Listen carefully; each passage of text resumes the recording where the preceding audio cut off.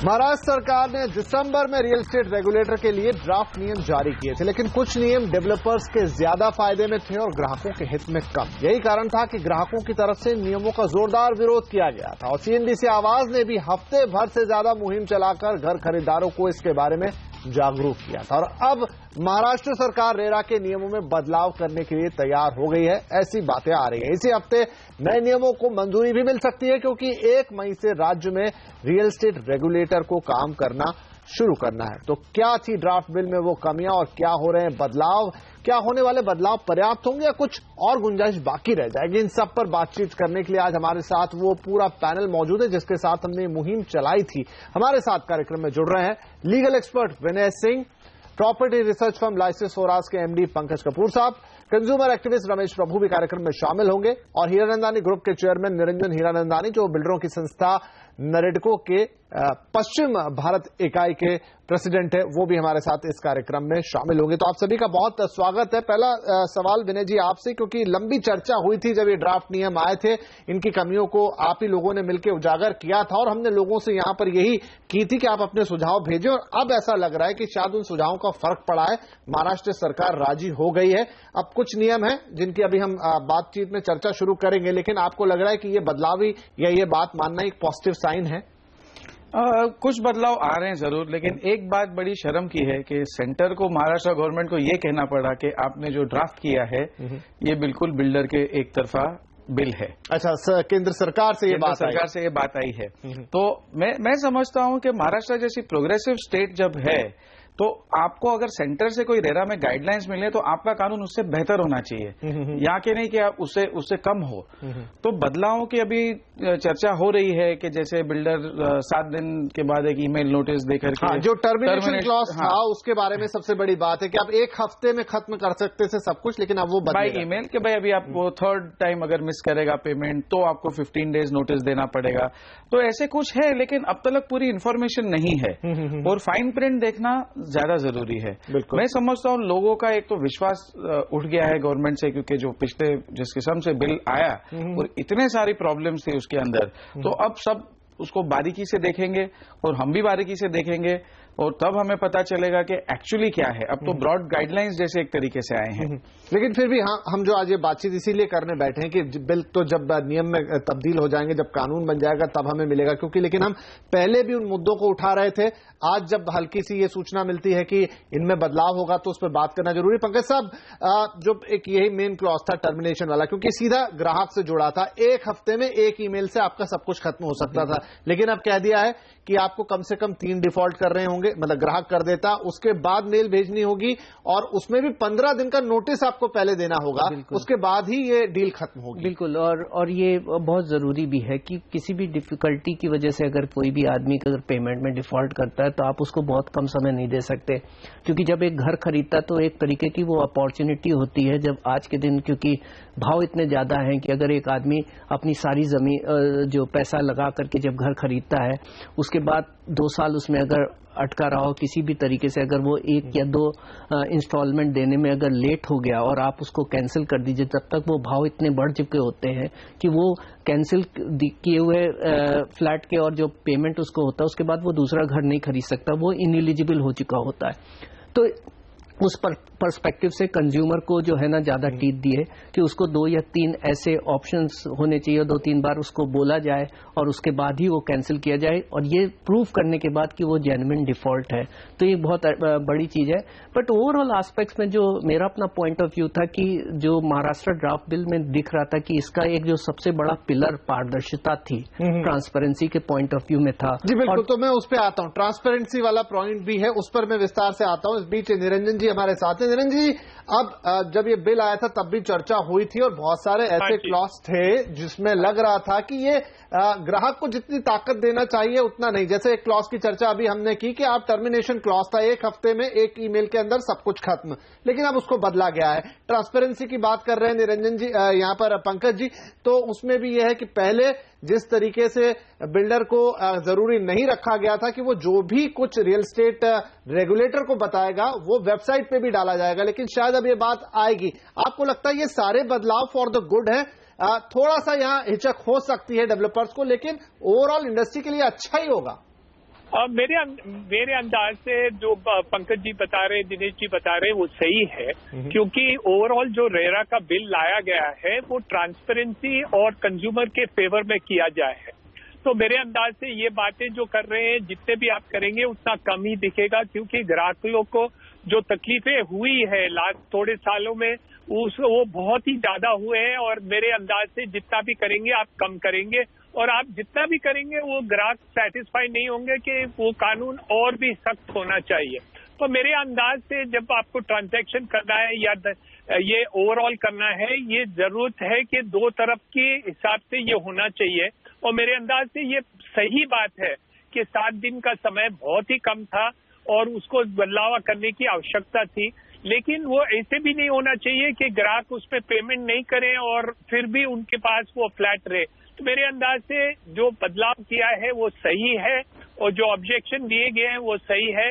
लेकिन आप ये बता रहे हैं कि महाराष्ट्र सरकार ने सही नहीं किया, वो गलत है, क्योंकि जब तक वो चेंजेस इस तरफ से नहीं लाएंगे, जहां ट्रांसपेरेंसी तो दिखाते हैं लेकिन पास्ट एक्सपीरियंस से हमारे पास काफी एक्सटॉर्शनिस्ट जो भी इंफॉर्मेशन बिल्डिंग लाइन के करें, आरटीआई के अंदर काफी एक्सटॉर्शन किया जाता है बिल्डरों को, और काफी ऐसे भी सिचुएशन आ रहे हैं कि जहां तकलीफ इतने ज्यादा हो गए कि आप सही भी करें तो भी आपको तकलीफ काफी होती है।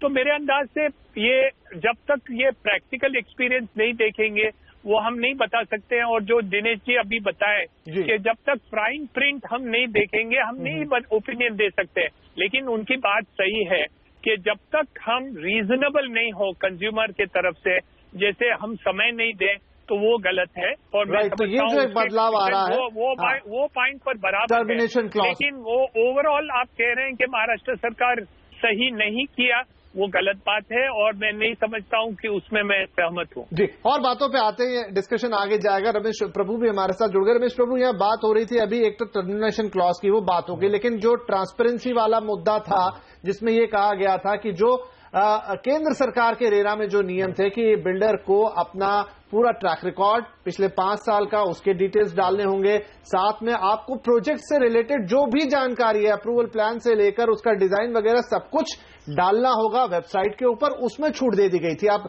रियल एस्टेट रेगुलेटर को तो ये सारी जानकारी देते, लेकिन ग्राहकों के लिए ये खुली नहीं होती। तो अब इसमें हम उम्मीद कर रहे हैं कि बदलाव होगा। क्या जानकारी आपके पास है कि बदलाव किस हद तक होगा?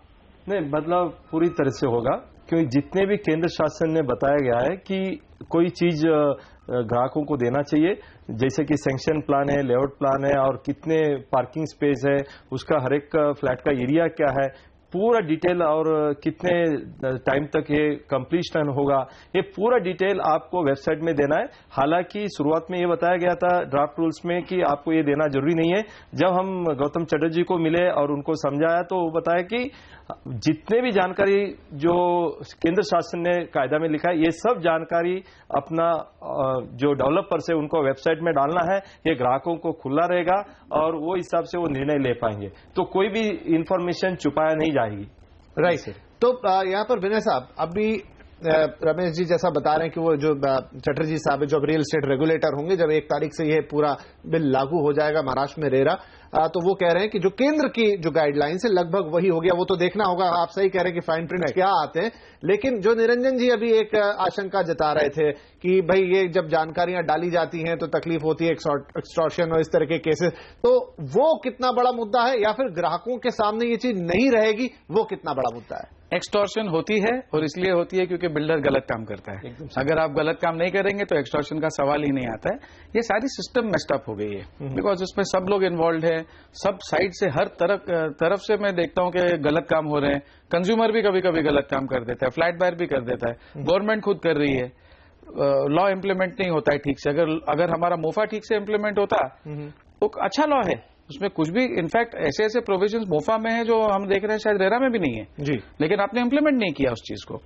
तो मैं समझता हूं कि कोई भी कानून हो, आप उसको फेयर बनाइए। Yes, it should be, builders को भी प्रोटेक्ट करना चाहिए, लेकिन आज ग्राहकों को ज्यादा प्रोटेक्शन की जरूरत है, क्योंकि हम पिछले काफी डेकेड से देखते आ रहे हैं कि बिल्डर्स एक्सप्लॉइट कर रहे हैं उनको। इसीलिए हम लोग प्रो कंज्यूमर बात करते हैं, प्रो बिल्डर नहीं करते।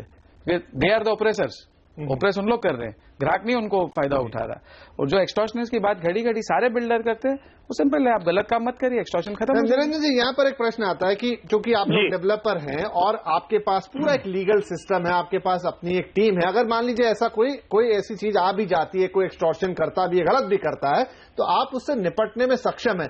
लेकिन अगर एक ग्राहक है जो एक आम आदमी है, उसके साथ कभी कुछ ऊंचा नीचा होता है या उसको किसी बिल्डर से तकलीफ होती है, तो वो बहुत छोटा पड़ जाता है पूरे सिस्टम के सामने। ऐसे में अगर रियल एस्टेट बिल जो है या रेरा है वो ताकत देता है ग्राहक को, तो ये ठीक होगा। मेरे अंदाज से जो आपने बात कही वो सही है, और हमने रियल एस्टेट रेगुलेटरी बिल को सपोर्ट किया था राइट फ्रॉम द बिगिनिंग। लेकिन जो प्रोविजंस कभी कभी आते हैं वो इतने नाजुक रहते हैं, जहां हम ये नहीं समझना चाहिए कि रेगुलेटरी बिल कभी स्ट्रैंगुलेटरी बिल नहीं बन जाए। आप देखिए, पहले हमने जब भी अर्बन लैंड सीलिंग आया था 1976 में, हम समझते थे कि वो बहुत अच्छा बिल है और उसके हर प्रोविजन अच्छे थे। लेकिन जब हम इम्प्लीमेंट करने को गए तो ये इतने बुरे हो गए कि भाव कम होने के बावजूद वो बढ़ गए और इतने 10 गुना भाव बढ़ गए। तो मेरे अंदाज से जो हम कहते हैं कि हमें जो बायस अनबायस जो सिचुएशन है वो हमको देखना है कि ऐसे नहीं हो जाए कि वो इतना गलत हो जाए कि हमारा प्रोडक्टिविटी एकदम बंद हो जाए। लेकिन जो दिनेश जी बात करते हैं उससे मैं 100% सहमत हूं कि लास्ट 10-15 साल में ओवरऑल जो बिल्डर के काम हुए हैं वो एंटी कंज्यूमर हुए हैं और अनड्यू एडवांटेजेस काफी बिल्डर ले लिए हैं। और इसके कारण हमने सपोर्ट किया था कि रियल एस्टेट रेगुलेटरी बिल आना ही चाहिए। हम नहीं चाहते थे कि ये हमारे एंटी बिल्डर हो, लेकिन हम ऐसे रखना चाहते थे कि it is pro consumer. That was the overall supporting. लेकिन हम ये कहना चाहते हैं कि ऐसे प्रोविजन नहीं आए कि overall productivity of construction and housing should not come down to such a low level कि good people or good companies will stop coming into productivity and that position. काफी बिल्डर्स जो आज हैं कॉर्पोरेट बिल्डर्स, वो सावचित हो गए हैं कि भाई हमें करना चाहिए या नहीं। एक दो जो कॉर्पोरेट बिल्डर्स हमारे साथ बात किया, उन्होंने कहा कि जब तक हम ओसी नहीं लेंगे हम बेचेंगे नहीं। We will wait for the building completion and then we will sell it. So the idea was earlier to sell it in advance so that people will get instalment time to payment करने के लिए। लेकिन वो corporate builders बोलते हैं हमारे पास पैसे हैं, हम ये रेगुलेटरी बिल के अंदर नहीं आएंगे, we will get occupation certificate and then we will give it because the disclosure norm is so difficult for us to do that we will not be able to comply. अभी अच्छे corporate जो builders हैं वो ऐसे डर जाएं तो वो मुश्किल हो जाएगी। तो we are trying to see that while we want to protect the consumers 100%, लेकिन ऐसे नहीं हो जाए कि ऐसे वन साइडेड नहीं हो जाए कि the builders themselves get afraid to construct or are not able to do it or are not able to give the benefit of instalment तो ये जो आशंका है, बिल्कुल ये जो आशंका, इसलिए हम अनबायस सिचुएशन नहीं करना चाहते। राइट। तो ये जो आशंका है इसका फलीभूत होने का या ये ऐसा हो जाने का कितना यहाँ पर चांस रहेगा या इसके क्या साइड इफेक्ट हो सकते हैं, इस चर्चा को आगे बढ़ाएंगे। छोटे से ब्रेक के बाद पंकज जी से लेंगे इस सवाल कि जो निरंजन जी कह रहे हैं क्या उससे कहीं ग्राहकों को दूसरे रास्ते से अहित तो नहीं हो जाएगा। चर्चा आगे जारी रहेगी छोटे से ब्रेक के बाद।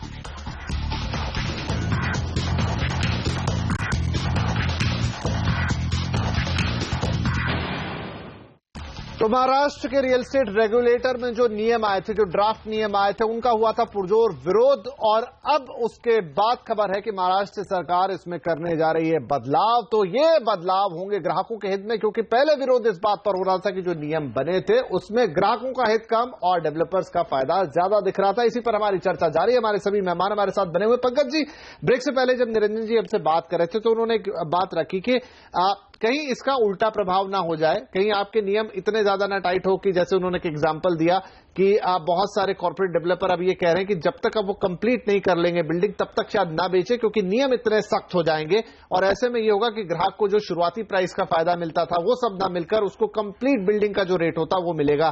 तो ये क्या ग्राहकों के लिए कहीं अहितकर होगा? मुझे नहीं लगता कि इतने स्ट्रिंजेंट रूल भी हैं। अगर आप देखिए जो एस्क्रो की भी जो डेफिनेशंस आई है उसमें लैंड और बिल्डिंग आ गई, तो मुझे नहीं लगता है कि ये कम्प्लीटली डिफरेंट मेथड होने वाला है। अगर हम देख रहे हैं 6000 से ऊपर जहां का भी भाव अगर मुंबई में देख लिए तो सब जगह है, तो मुझे तो ये लगता है कि जो डेवलपर है वो अगर उसकी विड्रॉल की लिमिट देखें लैंड और कंस्ट्रक्शन कॉस्ट और दूसरी रिलेटेड कॉस्ट के लिए, तो मुझे लगता है कि वो कंस्ट्रक्शन के रिलेटेड जो पैसा उसमें छूटना चाहिए शायद उतना भी ना वो बचे। तो ओवरऑल एस्पेक्ट्स पे जो रूल है वो बड़े ही रैशनल है।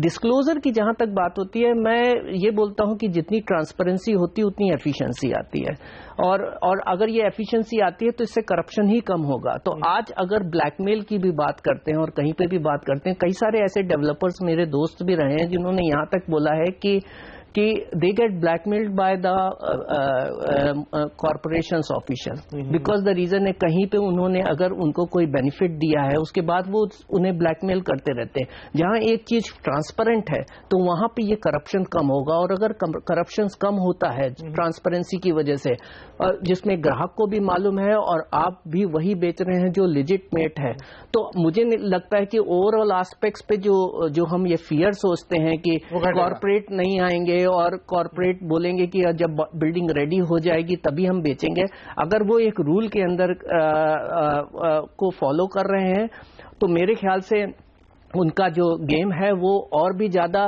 पारदर्शिक हो जाएगा, जहां पे वो कंज्यूमर को मालूम होगा कि अगर आज इस प्रोजेक्ट का अप्रूवल नहीं आया है तो उसमें वो प्रोजेक्ट में वो पैसा नहीं डालेगा, और अगर वो उसमें पैसा नहीं डाल रहा है तो उस तरीके के डिफॉल्ट होने वाले नहीं है। तो मेरे ख्याल से ये पारदर्शिता इसमें एफिशिएंसी लेके आएगी। चलिए एक और चीज थी, टाइटल के नियम कमजोर थे रमेश जी, तो क्या वहां पर भी कोई बदलाव होने की उम्मीद है आपकी, अगर जो बात हुई रेगुलेटर से उस हिसाब से?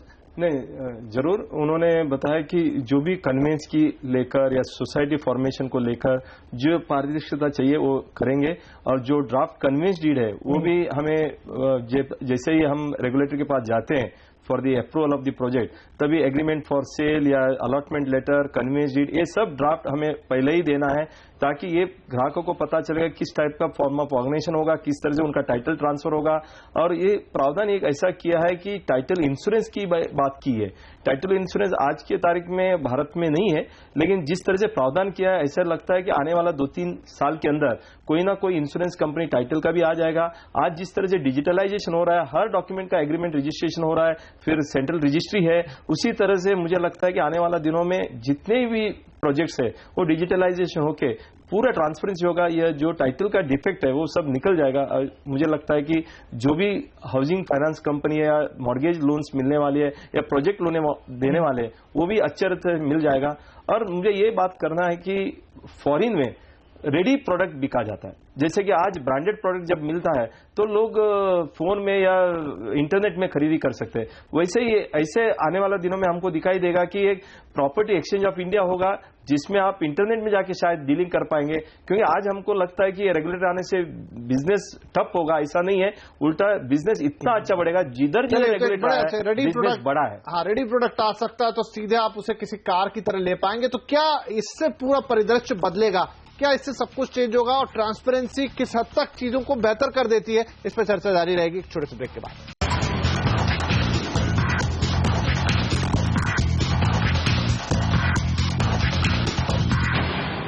महाराष्ट्र में आने वाला देश का पहला रियल एस्टेट रेगुलेटर, उसके लिए जो ड्राफ्ट बिल आए थे उस पर थी ग्राहकों को आपत्ति, लेकिन अब महाराष्ट्र सरकार उन्हें बदलने जा रही, ग्राहकों के हित में हमारी चर्चा जारी। तो निरंजन जी, जो चर्चा हो रही थी, अब हम अपने अंतिम पड़ाव में हैं, इसलिए सभी से संक्षिप्त में उत्तर लेना चाहूंगा कि अगर ट्रांसपेरेंसी बढ़ती है, अगर जैसा यहाँ पंकज जी भी कह रहे थे कि ओवरऑल सिस्टम में एफिशिएंसी बढ़ जाएगी, हो सकता है आगे रेडी प्रोडक्ट देखने को मिले, तो आपको लगता है कि ये बेहतर होगा ग्राहकों के पॉइंट ऑफ व्यू से?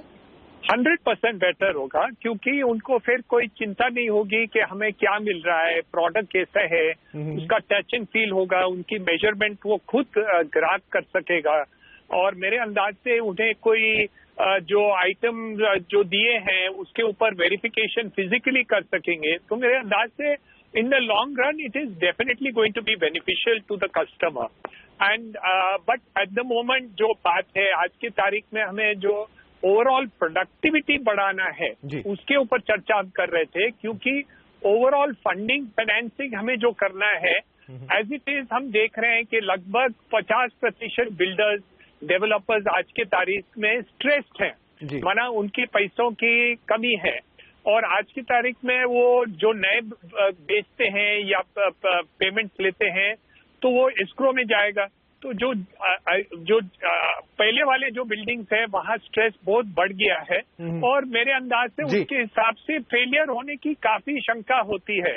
तो प्रोस्पेक्टिवली जो नए मकान बनेंगे, जो नए ग्राहक आएंगे, उनके लिए जरूर ये बहुत अच्छी बात, बहुत फायदे की बात है और मैं एक मत का हूं कि ये होना चाहिए, राइट, होना चाहिए, उसमें कोई शंका नहीं है। जी सर, क्योंकि समय थोड़ा सा कम है इसलिए लेकिन जो इंटरिम पीरियड का जो स्ट्रेस है वो उसका कुछ मैनेजमेंट करना होगा, उसको मैनेजमेंट करने की आवश्यकता है। जी रमेश जी, अब संक्षिप्त में, क्योंकि समय मेरे पास बिल्कुल ही खत्म रह गया, और क्या दो बड़े बदलाव जो हम देखेंगे कि अब वो पुराने ड्राफ्ट से बदल जाएंगे? देखिए, ओपन कार पार्किंग बेचने की बात की थी तो गौतम चटर्जी ने माना गया कि ओपन पार्किंग हम बेचने को नहीं देंगे, लेकिन जो बेसमेंट पार्किंग है या अलग टावर्स है उसको हम बेचने को परमिशन देंगे और उसमें जो अनसोल्ड इन्वेंट्री है उसको इन्वेंट्री करके हम रखेंगे। उसी तरह से 70% जो एस्क्रो अकाउंट में है उसमें भी कुछ रेगुलेशन ऐसा लाएंगे कि जो ट्रांजिट पीरियड में जो बिल्डर को दिक्कतें होते हैं उसको भी किधर ना किधर राहत देंगे। पंकज जी, इन 1 लाइन और 2 line, we are going for heading for a better change, better real estate market. बिल्कुल, और एफिशिएंट होगा, ट्रांसपेरेंट होगा और बढ़िया होगा। और मैं नहीं ये बोलता हूं कि केवल रेडी माल बिकेगा, अंडर कंस्ट्रक्शन ही बिकेगा, क्योंकि 60-65% जो प्रोजेक्ट की फंडिंग होती है वो कस्टमर एडवांसेस से होती है। बिल्डर का इक्विटी केवल 20-25% होता है। अगर रेडी प्रॉपर्टी बनाने के और बिकने की बात हो गई तो बहुत ज्यादा मनी की रिक्वायरमेंट होगी। मैं नहीं चाहता कि वो हो, वो लंबे टर्म में हो गया, लेकिन फिलहाल ये अच्छा है, फिलहाल ये बहुत। चलिए, तो हमें भी इंतजार रहेगा कि अब ये जो बदलाव की बात आई है, जो खबर आई है, मूर्त रूप में कब आ रही है। खबरें यही है कि 1-2 हफ्ते में हम इसे देखेंगे कि नियम बन के, कानून बन के सामने आ जाएंगे और देखना होगा कि जो बातें आज हमने की उसमें से कितनी पैमाने पे बैठती है और क्या आगे भी कोई और गुंजाइश रह जाएगी जिससे ग्राहकों के हाथ सशक्त हों। वैसे सभी का मानना है कि ये इंडस्ट्री और ग्राहकों की बेहतरी के लिए। तो आज की इस चर्चा में आप सभी के लिए शामिल होने के लिए बहुत शुक्रिया। नमस्कार।